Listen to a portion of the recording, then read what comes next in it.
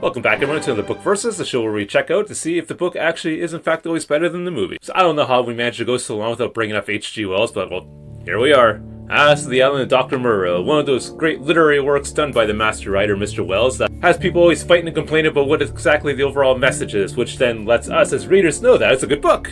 So anyway, there's only really been 3 main movies based off the book that are actually recognized as film adaptations of the book, The Island of Dr. Moreau. One from 1932, 77, and then 96 respectively. And according to the internet, the best of the 3 is the 1932 edition, starring ones such as Charles Laughton and the legendary Bela Lugosi.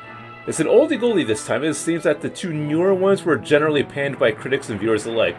But the 1932 one stands tall. Is it because it surpasses the book, or is it simply nostalgia? Let's find out. And like I had mentioned in my 50 sub video, yes, I am going to finally start to introduce graphic novels into this, as you probably saw in the thumbnail already. So taking that into account, I have the comic adaptation of Island Dr. Moreau right here by Insight Comics. This was published back in 2018, written by Dobbs, and drawn by Fabrizio Fiorentino. Why this version? Well, it's because the one I saw on sale and one I got, so this is going to be it. So then once again, we have of course the original book, we have the vintage movie version, and we have the more modern comic book adaptation. Which of the 3 is the best? There's only one way to find out, of course, and that's first. So as per usual, all 3 of them start off identically with Pendrick, just off adrift, going off doing his own thing. Obviously the book has the most details about it, but if you're not interested in Pendrick's inner monologue and whatnot, then that's not needed. Both the comic and the movie tell you all you need to know about Pendrick as he's just kind of floating along in the ocean. Then Pendrick is rescued, Montgomery is introduced as a character, and we're off to the races, as it were. So the story in general is similar between all 3 of them. However, there's already a couple red flags being raised in the movie version I'm worried about, and that mainly is Pendrick, or Parker rather. Yeah, why is it that in the movie Pendrick's name was changed to Parker? Everybody else's names are the same, but they changed Pendrick's name, but I don't get it. But anyway, so Parker here, aka the lesser Pendrick if you will, is now engaged, and he's on his way to meet his fiancée so they can get married. This is completely new. This wasn't in the book or anything like that. This is something that you just made up. So yes, this is yet another shoehorned in romance into a story that didn't originally have one, and some Hollywood writers like, you know what, this needs, romantic intrigue or whatever, and they just kind of like pushed it inside. Did it need it?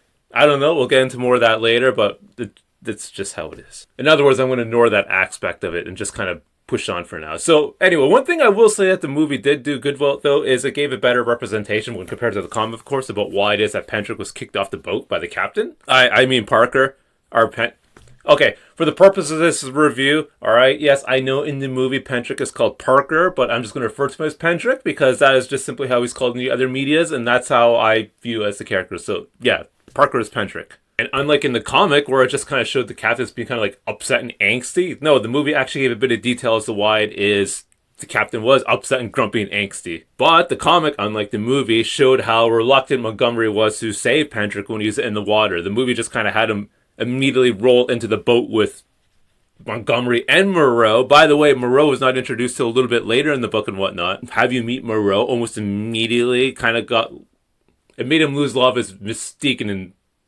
the enigma of the doctor and what have you. I do get this, mind you. The movie's only 77 minutes long. It's not very long. So I guess they didn't have a whole lot of time to kind of mess around with like shenanigans of keeping Moreau as like this mysterious background character for an extended period of time. Forgiving the movie then for another minute. Alright, at this point, all 3 stories kind of like come back together again. Being faithful to the book, Pendrick, he's brought onto the island. He's given his own room. Basically said, here's some food, here's some booze. Just stay in this room and don't question anything. It is at this point where the movie takes another hard turn when compared to both the book and the graphic novel. In the book, the Doctor spends nearly the entire book working on a puma, right? And this is foreshadowed on the boat as Pendrick sees the puma being transported to the island. And so as the Doctor is vivisecting up the puma and whatnot, making another creation, this is used as like a vehicle and a tool in order to push the narrative along in the background over a very large portion of the book. This leads to events, discussions, talking, Pendrick sitting there listening to the puma screaming in pain and whatnot. The movie, though, while it did have a few shots of the puma, kind of like it ignored it for, you guessed it, more shoehorned in romance. Because apparently Moreau's more interested in getting the only female or woman creation he's made,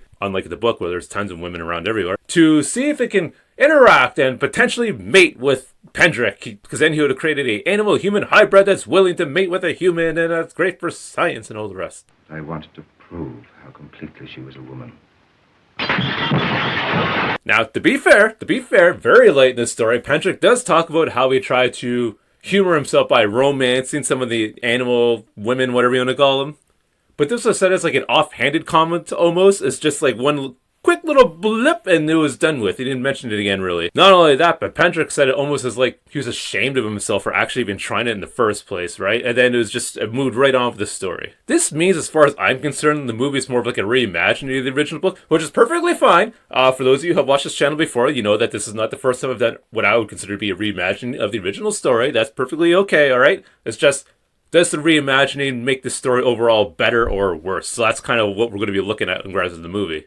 Setting all that aside from now, let's compare the book to the comic, right? Now, I will say that this particular comic version adaptation is very faithful to the original writing material. The only thing, though, is that it viciously and horribly hacks away at any and everything that could be considered to be like excess fat or whatnot in the story in order to try and condense it as much as they possibly can into a 64-page comic. All that's left in here is exclusively and only what you need to know in order to know the story of the Island of Dr. Moreau. Now, at first, I was actually kind of annoyed by this, but then I kind of realized, like, wait a second, if you view this as like an abridged version of the original book, then yes, it is a very competent retelling of the story. The world building obviously wasn't anywhere close to what it was in the actual, like, textbook here, right? But since it's a comic now, they can just draw it. So instead of having to spend several paragraphs describing how one of the animal-human hybrids look, they can just simply draw a picture. Here you go. This is what it looks like. I don't have to spend a few pages explaining, the House of Pain. Oh, here's a picture. That's what it looks like. Pretty neat, because then you can also see the variety of different creations that the Doctor was working on, too. Meanwhile, referring back to the movie again, due to its insistence on its romance plot angle and saying that, oh, this is the only woman hybrid I made, that means all the rest of the animal hybrids look very similar to one another. Since they all had to be a bunch of guys, another one of those sausage movie fests, which once again was not like that in the book or the comic. Alright, look, now I have nothing against the movie wanting to have a romance angle to it necessarily, right? But the thing that kind of bugs me about it is they really look at this book, flip through it, read it, and say, you know what, there's not enough content in here in order to make a movie. So we're going to kind of like take this, we're going to make it all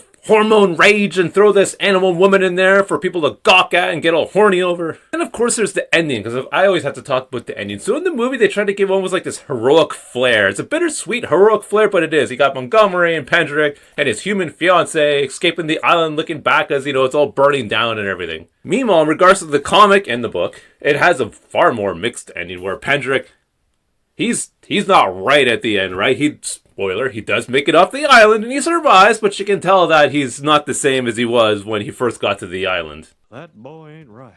I wish that the comic was able to tell just a little bit more about the story. It was good. The problem is, as I've mentioned in other book verses, I'll comment like, oh, if only this movie had actually like 15-20 minutes of runtime, it would be so much better when compared to the book. The thing is, I feel that if this comic only added, like an extra 5-10 extra pages, that wouldn't have been enough. It would have to have added a few dozen more pages to kind of like make it worthwhile to do that, which would then have made it much longer, more expensive. So I do understand why they didn't do that. And they probably had like a hard cap on 64 pages to put everything in. As a reminder though, even though I'm complaining about the comic did tell the story properly. And more importantly, I feel it left the reader feeling similarly at the end of this comic when compared to how a reader would probably feel at the end of the book.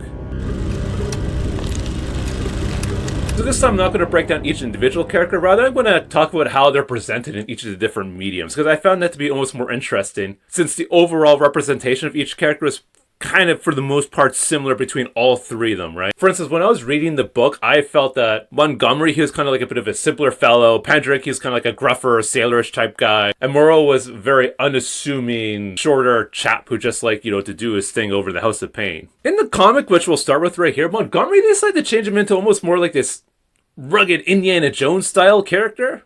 And Moreau's into this shorter, heavy-set, broad-shouldered fellow. At first I thought this was odd, but after I thought about it, it's like, this actually does make sense, because, they're both very physically active men. They'd have to be physically strong to be able to handle all the creatures they're creating. They oftentimes have to go out and hunt. They're bringing attack dogs with them. They're very physically, I wouldn't say hard labor, but in a way they are, and so they will be bulky and muscular because of that. I gotta say, after I thought about it for a while, I kind of like these visual representations of them. The movie, meanwhile, they took in a different direction. They made Montgomery kind of like this tall, lanky, kind of like off-putting, creepy-looking fellow. The Doctor is now more squat and kind of like unnerving, and just, you don't feel comfortable with him. Once again, when I was watching it, I was thinking, like, that's kind of weird to make him look like that. But then I realized, oh, wait, hold on. That's because this movie is considered to be a horror film. Okay, so it makes sense. They want him to look kind of weird because it's a horror film. The problem with this, though, is now is the Doctor being shorter and kind of more like odd science doctor-y looking, is that personally, I feel that he looks far less intimidating when compared to how I envisioned him in the book or how he was drawn in the comic. Meanwhile, Pentrick himself, he was pretty close to how I envisioned him from the book to the comic. In the movie, though, they had to change, surprise, surprise, because, you guessed it, the romance subplot, they had to make him look more suave and debonair and whatnot. One other thing I'm going to bring up to now is obviously the animal-human hybrid. So the book itself, it goes into a lot of detail talking about them, how they look, how they moved, how they act, how they spoke, and everything, right? Meanwhile, the comic over here, they didn't have to because, well, they could just simply draw a picture. Here you go, that's what they look like. Suffice to say, there's tons of different variations in the book of them. The comic, it has kind of like the same handful, several of them, just kind of like drawn over and over again. I'm assuming that's just the way comics work. They design a handful of characters and they just kind of reuse them over again. This is fine, by the way. It's not a problem. The artwork is perfectly fine. The movie, though, mainly had them kind of look like gorilla or ape-like creatures, which I'm assuming this is probably because of the limited makeup effects they had at the time. Obviously, they didn't have CG or anything like that back then, so they just had to make do with what they're able to do. Now, I don't know what kind of budget this thing is. I'll probably look after this, after I've done this. I'll put it up in post or whatever, or earlier on in this Philly. But considering how I recognize some of these names, these are big name actors for the day and age, so surely they must have put out some degree of effort into making this thing. But there was one glaring oversight I found about the movie Animal Hybrids, and that is, okay, going from individual, like person to person, animal to animal, right? They look very convincingly different and everything. That's fine. But what bugged me is the clothes. The clothes they're wearing were all spotless clean. I mean, look at Bela Lugosi's character, the Sayer of the Law, right? The guy looks like he's ready to head off to the office. He's got perfectly clean, well-pressed clothes. I mean, do they have like a dry cleaner laundromat, like their hovels or something? Like, what's going on? That doesn't look right. They're supposed to be savages living in wretched conditions. Why do they look so prim and proper? Finally, the movie did add an extra few side characters, such as, once again, Pendrick's human fiance. I'm not going to bother talking about them. They're all perfectly fine for the narrative that the movie was trying to do. Let's just straight up and move on. Alright, so this is the one part I was kind of worried about when I started this book versus, and that is exactly what is the overall message of The Island of Dr. Moreau. What's its genre? What's it trying to tell the reader? I'll leave the message up to you, alright? To each their own, however it is you want to interpret the book, that's up to you. Personally, I'd argue it's a science fiction-y book that has social commentary on mad science and about how powerful people can use religion as a tool in order to control other people. That's just how I simply viewed the book as I read it. Since the comic was faithful to the book, it followed this premise no problem. The movie, though, now is a horror film. So now we have a black and white vintage horror film with a romance plot shoehorned into it. So of course this definitely changes the overall feel of the story. Now, do I consider the original book to be a horror book? Because it is sometimes labeled as being a horror book. Now, there are parts in the book where it's definitely disturbing, right? The way how it talks about how the doctor's treating the animals. It could safely be argued that back in the day when this was originally written, that this would be considered to be a horror story, right? So you look at something like Edgar Allan Poe, his poetry is considered to be a horror, but if you read it's not scary per se, especially by today's standards, but it is just like certainly off-putting and makes a lot of readers feel kind of on edge or uncomfortable. Anyways, regardless of how you may feel of the story overall, the movie is a horror film, right? And it tried to prioritize that over everything else, and I feel that harmed it severely in a couple cases. For instance, when the animal people finally see a human die in front of them who they thought were gods. In the book and then in the comic itself, they were quickly convinced that no, Moreau, the doctor, is not actually dead. He's still there. He's still watching them. He's still ruling over them. You have to stay in line. This gave a lot to the narrative, explaining about just how under control the animals were by the humans. And I feel it's like a really major powerful point of the story. Meanwhile, in the movie, they didn't do any of that. They cut basically that entire aspect out. The animal people, they quickly rose up, went out and took out Moreau. Now, once again, this might be because the movie's only 77 minutes long, but if they only had that little much time to work with, then why did they have that romance plot put into it? It also seemed odd that Montgomery survived in the movie, and it was annoying that Pendrick apparently had no long-lasting issues with the whole ordeal, unlike in the book and the comic, where the guy was permanently scarred essentially by everything that had happened. Not to say that the movie was completely bad. They did put in lots of little quick nods here and there to things that did happen in the book, that some of them that even the comic ignored. Also, the acting was fine, the sets looked great, but as the way I've been talking, you probably already guessed that no, sorry, but the movie's not going to be winning this thing. So sorry, vintage horror fans, it's just not very good when compared to the original writing. That being the case, then what is the better one between the book or the comic? Well, I don't even need to tell you this, but obviously the book is the superior of the three. The comic, while it did hit all the major plot points and the art was solid, the book just simply had more to it. If you, for whatever reason, don't like to read, though, then yeah, the comic is a competent retelling of the story. In regards to the movie, as far as I'm concerned, it can hardly even be considered to be an Island of Dr. Moreau adaptation. It's there, yeah, but it's too far removed and not in a good way. Only people who are interested in that era of filmmaking should bother watching it. So yes, if you want to know the story of the crazed Moreau, then the book's the way to go. Thanks for watching. I see few strangers and have but a small household. My days I devote to reading and to experiments in chemistry, and I spend many of the clear nights in the study of astronomy. There is, though I do not know how there is or why there is, a sense of infinite peace and protection in the glittering hosts of heaven. There it must be, I think, the vast and eternal laws of matter, and not only in the daily cares and sins and troubles of men, that whatever is more than animal within us must find its solace and its hope. I hope, or I could not live. And so, in hope and solitude, my story ends. Edward Pendrick.